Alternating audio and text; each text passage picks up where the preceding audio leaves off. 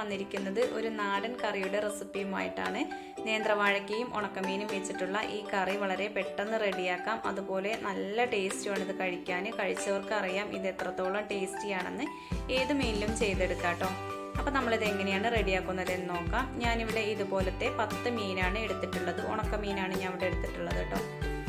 അതുപോലെ നേന്ത്രവാഴയ്ക്ക, ഇതുപോലത്തെ നേന്ത്രവാഴയ്ക്ക 5 എണ്ണം തൊലിയൊക്കെ കളഞ്ഞ് നീളത്തിൽ കട്ട് ചെയ്ത് വെച്ചിരിക്കുകയാണ്.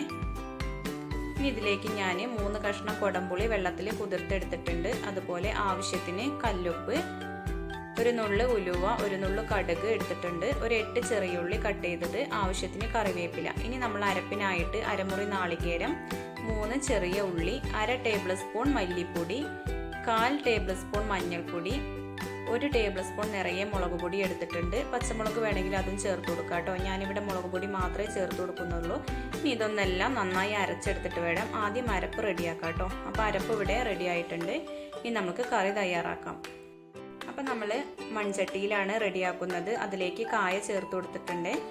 ഇനി ആവശ്യത്തിന് കറിവേപ്പില, ഉപ്പ്, ഇനി നമ്മൾ നേരത്തെ വെള്ളത്തിൽ കുതിർത്ത് വെച്ചിരിക്കുന്ന കൊടംപുളി ആ വെള്ളത്തോടെ ഇതിലേക്ക് ഒഴിച്ചു കൊടുക്കാം കേട്ടോ. അതുപോലെ നമ്മൾ നേരത്തെ റെഡിയാക്കി വെച്ചിരിക്കുന്ന അരപ്പ് ഒഴിച്ചു കൊടുക്കുക. എന്നിട്ട് നമ്മൾ മിക്സിയുടെ ജാറ് നന്നായിട്ടൊന്ന് കഴുകിയിട്ട് ഒഴിക്കാം. എത്രത്തോളം കറി വേണോ അത്രയും വെള്ളം ഒഴിച്ചു കൊടുക്കുക കേട്ടോ. കുറച്ച് കട്ടിക്കായിരിക്കണം ഈ കറി ഇരിക്കേണ്ടത്. ഒരുപാട് ലൂസായി പോവരുത്. ലൂസായി പോയാൽ ഇതിൻ്റെ ടേസ്റ്റ് നഷ്ടപ്പെടും.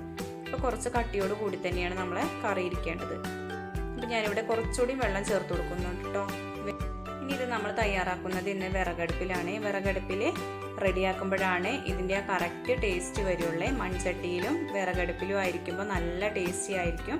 അപ്പോൾ ഇതൊന്ന് അടച്ച് വെച്ച് 10 മിനിറ്റ് നമുക്ക് വെയിറ്റ് ചെയ്യാം. 10 മിനിറ്റിന് ശേഷം കണ്ടില്ലേ, നന്നായി തിളച്ച് കുറച്ച് വെള്ളമൊക്കെ ഒന്ന് വറ്റി വന്നിട്ടുണ്ട്. ഇപ്പം നമ്മുടെ കായ ഒരു പകുതി വേവായിട്ടുണ്ട് കേട്ടോ. ഈ ടൈമിലാണ് നമ്മൾ നേരത്തെ എടുത്ത് വെച്ചിരിക്കുന്ന ഉണക്കമീൻ ചേർത്ത് കൊടുക്കുന്നത്. ആദ്യം തന്നെ ചേർത്ത് കൊടുക്കരുത്. നന്നായിട്ടൊന്ന് മിക്സ് ചെയ്ത് ഉപ്പിൻ്റെ കുറവുണ്ടെങ്കിൽ ഉപ്പ് ചേർത്ത് കൊടുക്കുക ഈ ടൈമിൽ തന്നെ. എന്നിട്ടൊരു 10 മിനിറ്റും കൂടി അടച്ച് വെച്ച് കുക്ക് ചെയ്യാം. ഒരുപാട് വെന്തുടയരുത്. നമ്മുടെ കറിയിൽ കഷ്ണങ്ങൾ അതുപോലെ തന്നെ ഇരിക്കണം. ഇപ്പോൾ 10 മിനിറ്റിന് ശേഷം കറക്റ്റായി വന്നിട്ടുണ്ട് നമ്മളെ കറി. കണ്ടില്ലേ, കായൊക്കെ വെന്തുടഞ്ഞ് പോയിട്ടൊന്നുമില്ല, അതുപോലെ മീനും. അപ്പോൾ നമ്മുടെ കറി ഇവിടെ റെഡിയായി. ഇനി നമുക്കിത് അടുപ്പിൽ നിന്ന് മാറ്റി വയ്ക്കാം. ഇനി ഇതിലേക്ക് താളിച്ചൊഴിക്കാം. അതിനായിട്ട് ഞാനിവിടെ ഒരു പാനിലേക്ക് 2 ടേബിൾ സ്പൂൺ വെളിച്ചെണ്ണ ഒഴിച്ചു കൊടുത്തിട്ടുണ്ട്. വെളിച്ചെണ്ണ നന്നായി ചൂടായി വന്നതിന് ശേഷം നേരത്തെ എടുത്ത് വെച്ചിരിക്കുന്ന കടുകും ഉലുവയും ഞാൻ ഒരുമിച്ച് ചേർത്ത് കൊടുത്തിട്ടുണ്ട്. ഇനി ഇത് നന്നായിട്ടൊന്ന് പൊട്ടി വരട്ടെ.